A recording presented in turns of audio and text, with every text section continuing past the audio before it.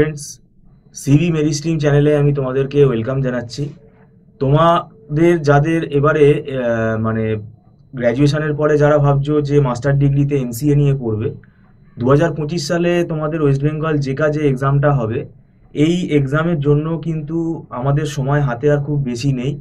আমরা গত বছরের যে মানে ফরম্যাট, যে ব্রোশার মানে যেটা ইনফরমেশন বুলেটিন, সেটা থেকে আমাদের আইডিয়াটা করতে পারি টেন্টেটিভ মে জুন মাস নাগাদ পরীক্ষাটা হতে পারে। এবং ফর্ম ফিল আপের নোটিশও আমরা নজর রাখছি ওয়েবসাইটে, সেটা যদি আমরা জানতে পারি সেটা তো আমরা তোমাদেরকে বলে দেবো। তোমরাও নজর রাখো, তোমরাও যদি জানতে পারো কমেন্টে আমাদেরকে জানিও। তো এখন লাস্ট যে সিলেবাসটা, আমরা সেই সিলেবাসই ফলো করছি। 2024 সালে যে জেকা এক্সামটা হয়েছিল কম্পিউটার অ্যাপ্লিকেশনের ওপর, কম্পিউটার সায়েন্সের ওপর যে সিলেবাসটা ছিল, মানে 2024-এর যে মানে গত বছরের যে ইনফরমেশন বুলেটিনটা ছিল, সেখানে যে সিলেবাস আছে আমরা ওটাই ফলো করছি। এটা নিয়ে অনেক মানে আমরা আলোচনা করেছি, অনেক কনফিউশন আছে, অনেক স্টুডেন্ট ওই ম্যাথস ইনক্লুড হচ্ছে, এইসব নিয়ে অনেক একটা বিতর্ক আছে। তো আমরা ওয়েবসাইটে যে সিলেবাসটা আপাতত যেটা রয়েছে সেটাই ফলো করব। পরবর্তীকালে এখন পরীক্ষা যদি মে জুন মাসের পরে, তো আর পরীক্ষা হবে না, খুব বেশি হলে জুলাই, আর কত পেছাবে।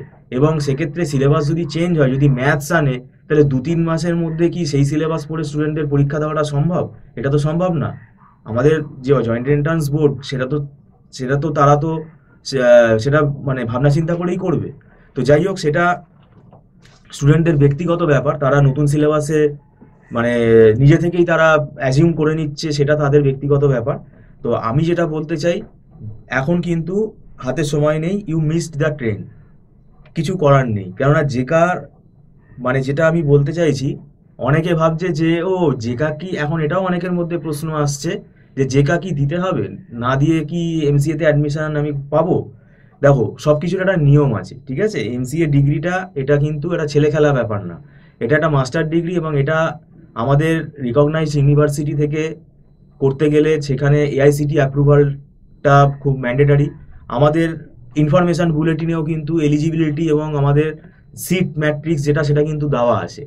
কোন কোন ইউনিভার্সিটির আন্ডারে এমসিএ পড়ানো হয়, দুটো ভাগ আছে, একটা গভর্নমেন্ট ইউনিভার্সিটি আছে আর একটা প্রাইভেট ইউনিভার্সিটি আছে। প্রাইভেট ইউনিভার্সিটিগুলো সেগুলো তাদের আলাদা ব্যবস্থা, কিন্তু আমাদের যেগুলো গভর্নমেন্ট ইউনিভার্সিটি আছে, যেমন ম্যাকআউট ইউনিভার্সিটি আমাদের গভর্নমেন্ট ইউনিভার্সিটি, কিন্তু ম্যাকআউট ইউনিভার্সিটির আন্ডারে সেলফ ফাইন্যান্স কলেজগুলোতেও কিন্তু এমসিএ করানো হয়, যেগুলো প্রাইভেট কলেজ। এবং ম্যাকআউট ইউনিভার্সিটির যেটা আমাদের হেড ক্যাম্পাস, সেখানে হেডকোয়ার্টার, সেখানে আবার কিন্তু ম্যাকআউটের ইন হাউস ক্যাম্পাসেও কিন্তু এমসিএ করানো হয়।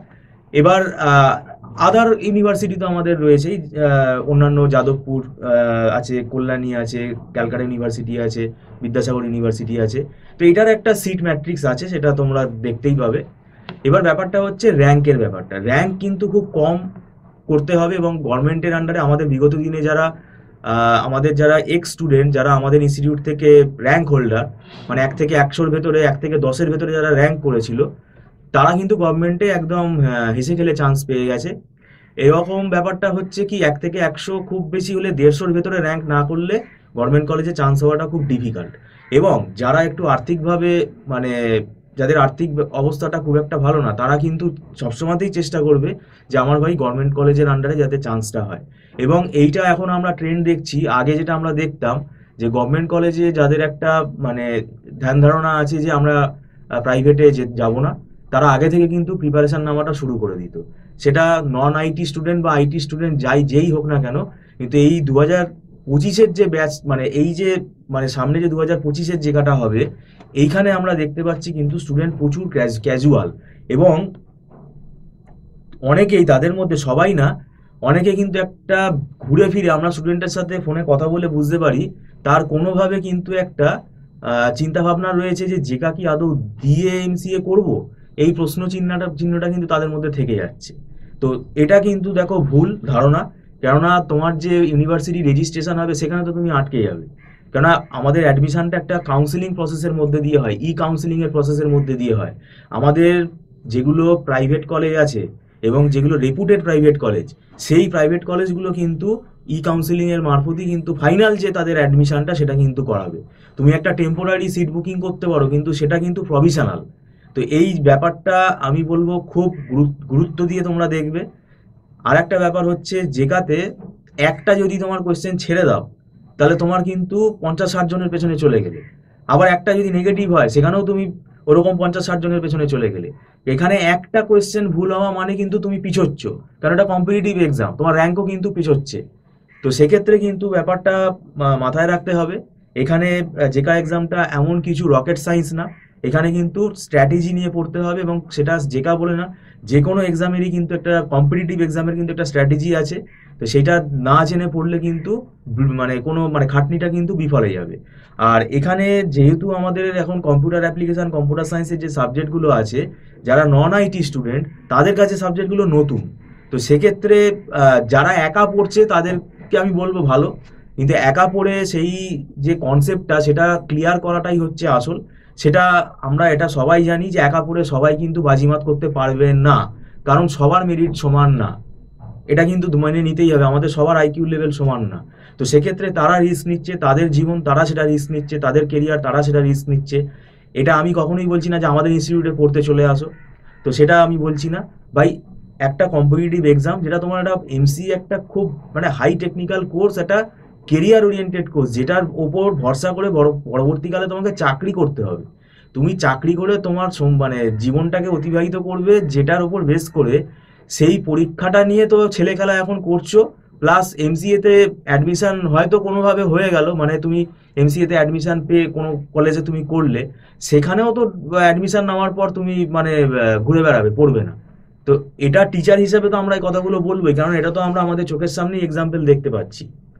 তো সেক্ষেত্রে কিন্তু ব্যাপারটা ওই জন্যই বলছি যে এটা খুব মানে সিরিয়াসলি নিতে হবে। কেননা র্যাঙ্ক আমরা বহু স্টুডেন্টকে দেখেছি এই ক্যাজুয়াল হওয়ার জন্যই কিন্তু র্যাঙ্ক 1000-এর ওপরে চলে যাচ্ছে। এবং আমাদেরও স্টুডেন্টের ক্ষেত্রে আমরা দেখেছি, সে ভালো স্টুডেন্ট, আমাদের কাছে মক টেস্টে 84-এর ওপরে পেয়েছিল, কিন্তু তার র্যাঙ্ক এলো 2000-এর ওপরে। তো এটা হলো ওভার স্মার্ট হওয়ার জন্য। আমাদের কথা সে শোনেনি। আমাদের স্টুডেন্ট মানেই যে সে তার একটা মানে রেজাল্ট খারাপ হবে না, এটা কোনো মানে নেই, আমরাও ভগবান নই। তো সেক্ষেত্রে ব্যাপারটা হচ্ছে এই ওভার স্মার্ট হওয়ার জন্য কিন্তু এই ঘটনাগুলো ঘটে। এবং ব্যাপারটা হচ্ছে যে এখানে একটা স্ট্র্যাটেজি আছে, এটা আমরা আগে ভিডিওতেও আলোচনা করেছি। পরবর্তীকালে যে কাজ স্ট্র্যাটেজি নিয়ে আমরা কিছুটা আলোচনা করব আবার। এবার ব্যাপারটা হচ্ছে এখানে আমাদের প্রত্যেকটা সাবজেক্ট যেগুলো আছে সেগুলো থরলি পড়তে হবে, এবং তাদের সিলেবাসগুলো কিন্তু ভেতরে অনেক বড়। যেমন data structure, C program, object oriented programming, database management, networking, software engineering, এদের এই সাবজেক্টগুলোর ভেতরে আবার অনেকগুলো করে সাবজেক্ট আছে, এবং সেগুলো পুরো কনসেপচুয়াল, মানে সেগুলো মুখস্থ করে তুমি অ্যান্সার করতে পারবে না, তোমাকে পুরো প্র্যাকটিস করতে হবে। আমাদের ইনস্টিটিউটে আমরা রেগুলার ক্লাস টেস্ট নেই, এই কিছুদিনের মধ্যেই আমরা আবার মক টেস্ট নেওয়া শুরু করে দেবো। তো যাই হোক, যারা জেকা 2025-এর ব্যাচ এখনো যারা পড়া শুরু করনি, তাদের কিছুটা তো এফেক্ট হবে, সেটা মানে বাস্তবটা মেনে নিতে হবে। কেননা ফেব্রুয়ারি মাস তো হয়েই এলো, মিডিলে চলে এসেছি। ফেব্রুয়ারি, মার্চ, এপ্রিল, মে, জুন, আর 4 মাস, 4.5 মাস মতো আমাদের হাতে হয়তো সময় আছে। এটা আমাদের ব্যক্তিগত মতে, আমার ব্যক্তিগত মতে ইটস নট এনাফ। এটা অনেক স্টুডেন্টের হয়তো মনে হতে পারে যে না, এটা এনাফ হয়ে যাবে। সেটা আবার ম্যান টু ম্যান ভ্যারি করছে, সবার আমি বললাম যে মেরিট সমান হয় না। তো সেই জন্যই আমি এটা বলছি যে এটার জন্য একটা 1 বছরের প্রিপারেশন নিতে হয়, এবং এটা অনেকে ফলো করে, এবং তারা কিন্তু তার জন্য সাকসেসটাও পায়। কেননা আমাদের এখানে যারা র্যাঙ্ক করেছে বিগত দিনে, মানে গভর্নমেন্ট কলেজে যারা পেয়েছে, তারা কিন্তু আমাদের ইনস্টিটিউটে 1 বছর কেন, 1 বছরের বেশি, 1 বছর 3 মাস 4 মাস ধরে তারা প্রিপারেশন নিয়েছে, রীতিমতো ক্লাস টেস্ট দিয়েছে। সেখানে তাদের মার্কসগুলো আমরা অ্যানালাইসিস করছি, কেন মার্কস কমছে, কোন জায়গাটা ডিফিকাল্ট, কোন জায়গাটাতে তাদের মানে আরেকটু জোর দিতে হবে, কোন টপিকগুলোর উপর জোর দিতে হবে, এবং কোন কোন কোয়েশ্চেনটা মানে কোন ধরনের কোয়েশ্চেনগুলো অ্যাটেন্ড করার ক্যাপাসিটি এদের মধ্যে আর একটু বেটার, যে সেই ধরনের টপিকগুলোই আমরা পড়াবো। কারণ যেকার একটা লেভেল আছে, ঠিক আছে, এখানে তো তোমার গেট লেভেলের কোয়েশ্চেন পড়ে মানে চলে গেলে হবে না, কেননা গেটে যে সাবজেক্টগুলো আছে যেখানেও সেই সাবজেক্টগুলো আছে। তো এটা বুঝতে হবে, এটা একটা টিচারের পক্ষেই বোঝা সম্ভব। তো যাই হোক, ভিডিওটা সম্পূর্ণ দেখার জন্য আমি তোমাদের ধন্যবাদ জানাচ্ছি। Thank you so much.